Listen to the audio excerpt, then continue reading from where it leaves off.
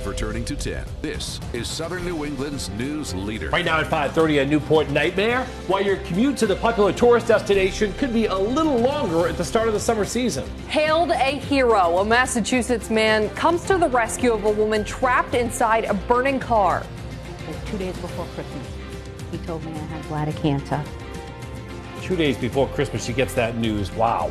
Highest in the nation. A Rhode Island woman here and her doctor teaming up to raise awareness about bladder cancer diagnosis in Rhode Island. And the rates could leave you stunned.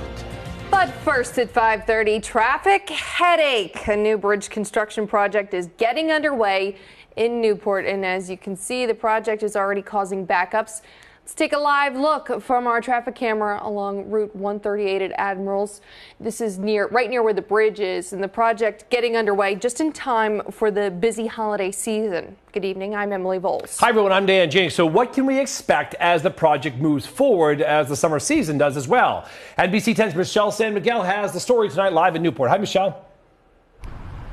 Emily and Dan, I think one driver summed it up best. He was sitting here in traffic and he yells out at me, "Help us out." And here's why. The congestion has really just been a nightmare for the past several hours, and it could get worse before it gets better.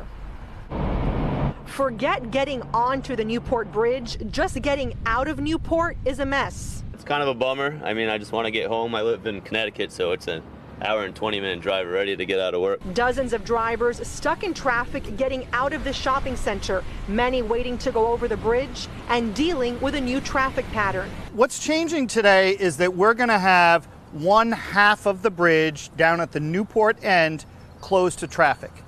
So you'll now have one lane in each direction on the same side of the bridge, separated by plastic bollards. For the next month, traffic will be reduced to one lane in each direction as crews work under the bridge repairing the deck. Not only should you expect delays, but the speed limit has also been reduced to 20 miles an hour. People tend to drive a little bit quickly over the bridge, and they tend to look at the beautiful city of Newport off to their side. We really need people to respect the speed limit.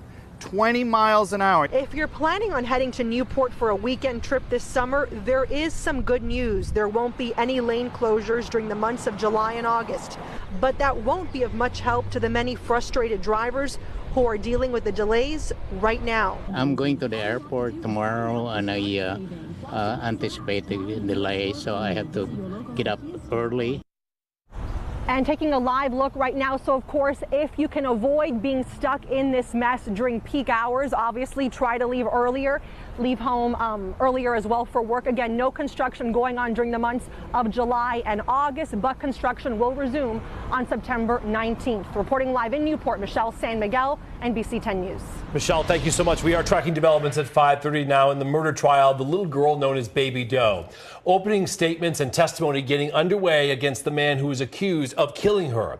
Michael McCarthy is accused of killing 2-year-old Bella Bond back in 2015. She was the daughter of his former girlfriend. Prosecutors alleging today that McCarthy killed Bella because he believes she was possessed by a demon. His defense rejecting those claims. A Providence man is indicted in the killing of a homeless man back in 2014. Pablo Mendoza was already behind bars after being charged last July in the stabbing death of Harold Northup. Now he's facing new murder charges in the killing of Luis Belmont. Belmont died weeks after Mendoza allegedly beat him. The landlord of the space where the recently closed Ocean State Theater was located says he will honor contracts made with the company. The Ocean State Theater suddenly closed earlier this month due to ongoing financial issues. That includes being sued for back rent of nearly $900,000. The closure left many wondering what would come of future purchases for shows as well as summer camps. A theater company spokesperson says they are looking for a solution. Time now for our first check of the forecast now and live from our camera here in Warwick. And I dare say this in May, but I'm going to. What? This is a beef stew day. Yeah, a rare May beef stew day, Mark Searles. We're just waiting for actual spring and summer to arrive. We're still waiting. Yep. We're still waiting. June's just around the corner, so perhaps then, right? Yeah. Well, today didn't quite get out of the low and mid-60s, and tomorrow could get a little closer to 70 degrees for us. So there is this upward temperature trend. But, boy, mid-70-degree temperatures, they're going to be hard to find here until maybe Thursday. Here's how it breaks down. Some showers in here Wednesday morning. Again, early tomorrow morning. A few rain showers. We'll talk more about that and where they're coming from in a second. Then some peaks of sunshine are possible at times Wednesday, with some additional showers late tomorrow night into Thursday morning. So it's up and it's down and it's changing here sort of by the hour over these next couple of days. The bottom line is we have some showers around Friday and even into the weekend, but it's not a washout for us this whole time. There'll be extended periods of dry weather and also, again, several chances of scattered showers coming through as well. Our chance for rain tonight right in here. These showers, and some rumbles of thunder there in upstate New York, too. This frontal system will be passing through early in the morning. So you take a look at the forecast. It's dry here for these next several hours. And then right around 3 to 5 a.m., some of those rain showers are passing through. So there could be some lingering rain showers early for the morning commute and the kiddos at the bus stop, Emily and Dan, but it will turn drier. And again, some breaks of sunshine possibly tomorrow afternoon. Much more ahead in your 7-day forecast. I'll join you in 10 minutes. All right, Mark, we'll see you then. In the meantime, if you're away from the TV set, you want to know what's going on in the weather department, just follow NBC10 News on Twitter all day long. Now to some developing news tonight. President Trump's communication director is leaving the White House. Michael Dubke turned in his resignation earlier this month, agreeing to stay on through the president's first overseas trip, though his last day has not yet been determined. And this is just the latest staff shakeup within the White House administration. And after a 2-week hiatus, Press Secretary Sean Spicer returned to hold the daily press briefing. That's right. And there was some pushback from what they are calling false news reports about President Trump's son-in-law, Jared Kushner, and, of course, the Russian investigation. NBC 10's Scott Thuman picks up our coverage from Washington, new at 5:30. Well, the president and his staff returning here to the White House after that big overseas trip, one they are calling a tremendous success, and what they wanted to talk about today during the briefing. However, many of the questions, of course, were new ones about the Russia investigation, and the White House defending against that narrative, again, calling these allegations and reports false and fake. Scott Thuman. I asked Sean Spicer if the president has met with lawyers specifically for the purpose of defending himself in this special counsel investigation into Russia, and further about Jared Kushner, his son-in-law, whether or not he had tried to open up a secret line of communication with Russians before the inauguration. Spicer calling those reports false. Here's what he had to say. I'm not going to dignify partisan accusations of anonymous sources and alleged unsubstantiated attacks. So I'm not even going to just. About the president, whether or not he's had any meetings. If the president has a lot of meetings, if the president has a decision on anything, we'll be sure to let you know. So again, you hear Sean Spicer using the words false or fake, speaking out against those reports and allegations that continue to surface regarding the Russia investigation. And meanwhile, one other note here, a bit of a shakeup. You've got Michael Dubke, the communications director, now out. No word yet on who will replace him. At the White House, I'm Scott Thuman. And still ahead, all new at 5:30 tonight, a fiery crash rescue. A Massachusetts man jumps into action to help save a woman trapped in the flames. New video into the newsroom captures the terrifying conditions firefighters face trying to knock down a massive prison fire. Closed captioning on NBC 10 is brought to you by Cardi's Furniture and Mattresses. Have a good night with Nairobi's same-day mattress eye delivery 7 days a week.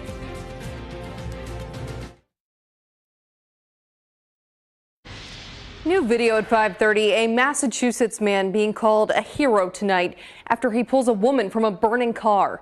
Brandon Finnan was attending a Memorial Day cookout with family in Reading when he heard that crash. Look at that thing.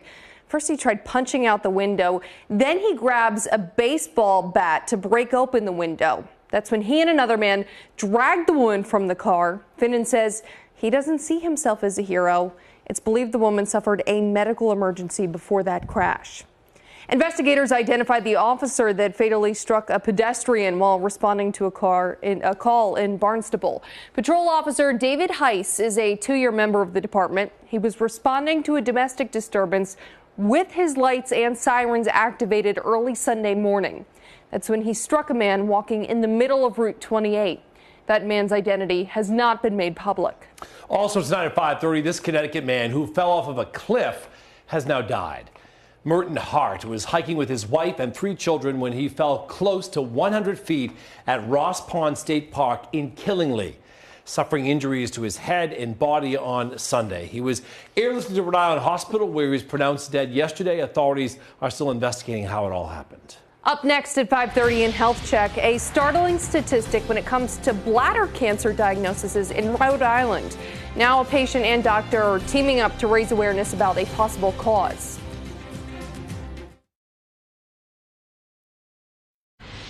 Nice to have you with us inside Studio B on kind of a gray, cold day out there. In Health Check tonight, one local doctor calls it a big issue for a small state. Rhode Island has the highest rate of bladder cancer per capita in the United States.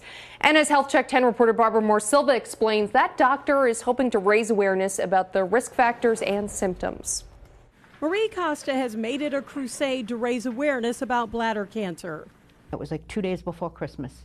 He told me I had bladder cancer. That was 1.5 years ago. Let me just hug you. You know that we always meet. Oh, you feeling good? Very good. And that's when she met Dr. Dragan Golianin at the Miriam Hospital, a urologist who's trying to raise awareness about a cancer that has increased by 50% over the last 60 years. In Rhode Island, he says there are about 400 new cases a year.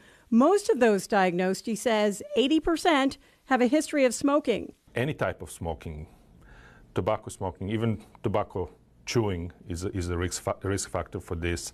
There are also jobs that put you at higher risk. People working in the rubber industry, people working with different oils, different paints regularly, hairdressers, people working with the copier machines. I noticed blood in my urine. Up to 85% of the patients could have this as a main symptom of the bladder cancer. Ignoring this could prove deadly. This particular friend ignored her symptoms until it was too late.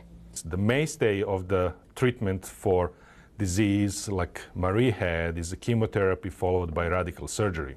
Marie is now cancer-free. Here I am a year out and I'm back to work, all my activities.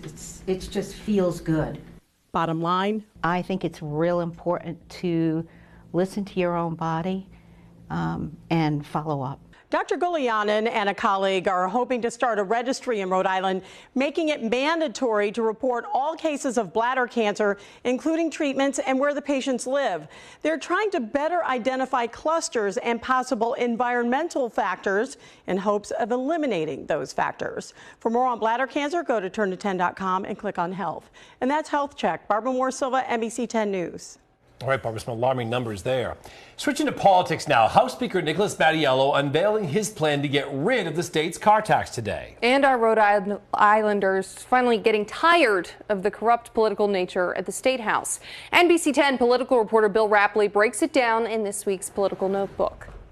And welcome to Political Notebook, when Wendy Schiller comes down from Brown University to fill us in on all things political. Today, Speaker Nick Mattiello is going to roll out his car tax reduction plan. It's going to cost a lot of money, and we have a budget that is already in a deficit situation. Yeah, but Speaker Mattiello is sticking to this. It's going to cost, I think, over $200 million, meaning that the state will have to reimburse towns and cities for the money that they'll lose by getting rid of the car tax. Eventually. It's not $200 million Eventually, yeah, 5 or 6 years down the road. So it's going to take a while to phase it out, but it's very important. We have a car tax that's regressive, so it makes people with cars that are low value pay a fair amount of money that's costly to them. And he promised this. He ran for re-election. He promised he would try to do something about it. You have to admire the Speaker for going forward and saying, listen, I'm not getting out of here without doing something about the car tax. Democrats have a bad image in this state. We have a new indictment against a former rep, Peter Palumbo. We have a couple of city councilors under indictment. We're waiting for Representative Ray Gallison to be sentenced to prison. This is ongoing. What can be done to It's never change it? ending, and it's all corruption in the sense of either taking taxpayer money and spending it to support themselves, like Gallison, or taking campaign contribution money that's designed to help you get reelected and spending it on gambling or something. I mean, it's really offensive to the voters, and the Democrats need to turn the corner on this image. I think that's why there's more pressure on the Speaker to get a productive assembly, to produce something for the voters that says not only that the state government works, but that the Democrats are doing good government rather than being subject to indictment all the time. Then, speaking of promises, Donald Trump just got back from an overseas tour, and he is continuing to harp on the idea that the trade deficit is a bad thing. He's picking on Europe. So he had a good trip in the sense that it was no major problems, little things here and there, but nothing really major. But he comes home and he says Germany's bad. Well, Germany, Japan, France, they all have companies here in the United States that employ U.S. workers. So the profits may be counted in their countries, which increases our trade deficit. But in fact, they're employing people, a lot of people here. And Rhode Island's trying to recruit new business, not only here, but any company that wants to come do business. So we have to be really careful about picking wars with people and our rhetoric and making sure we're not cutting off our nose to spite our face. For example, GTEC is a foreign-owned company. There are a lot of examples here. We want to increase our interaction with Europe. We want to make sure that we can employ people here, and whoever that business is that wants to come here and employ our people, we should welcome them. We shouldn't pick a fight with them. And so it's a very fine line. Rhetorically, he can do what he's doing, but if he tries to take action, I think it will cost us. It'll hurt us. And that's Political Notebook. Thank you. Time now to check Mark's updated Storm Team 10 forecast. All right, hot off the press is officially 64 degrees, the high temperature today, 9 degrees below the average. This morning's low is in the 40s for most of us, so cool, absolutely, for late May.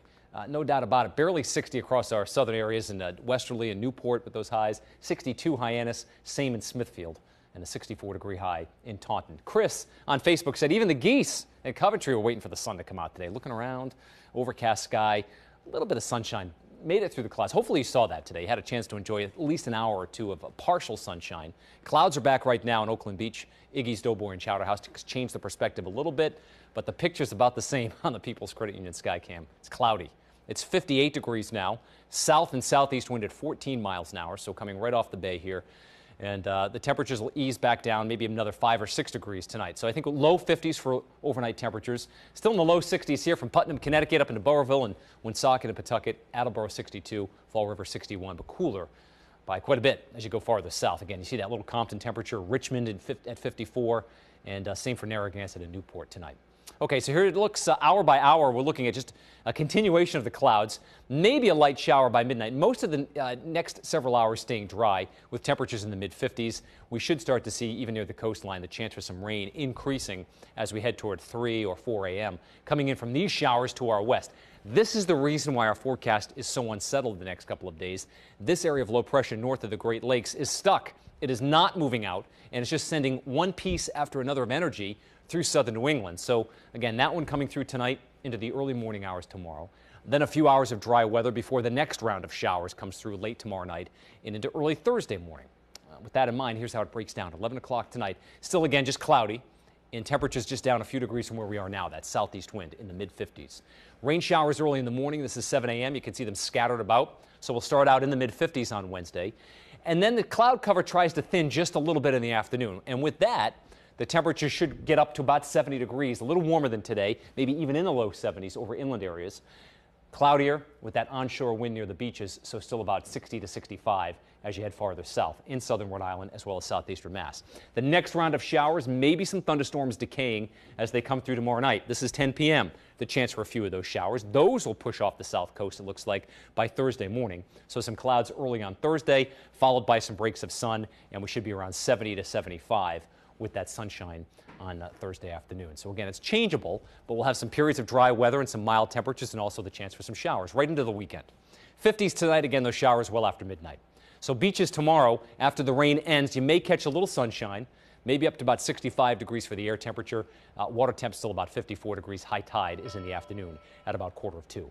South wind on the bay, 5 to 10 knots. And again, there's that 1:31 high tide and that 7:30 a.m. low tide. All right, Emily and Dan, there's your 7 days. So we're close to 70 tomorrow. Rain showers early, then some dry weather. And again, late night, early Thursday morning rain showers. Thursday's looking sunny in the 70s. Friday, mid-70s before some nighttime and morning rain returns for Friday night into Saturday morning. Back to you. All right, thanks, Mark. Up next at 5:30, reduced to rubble. Video captures the intense conditions met by firefighters as they battle a massive prison fire.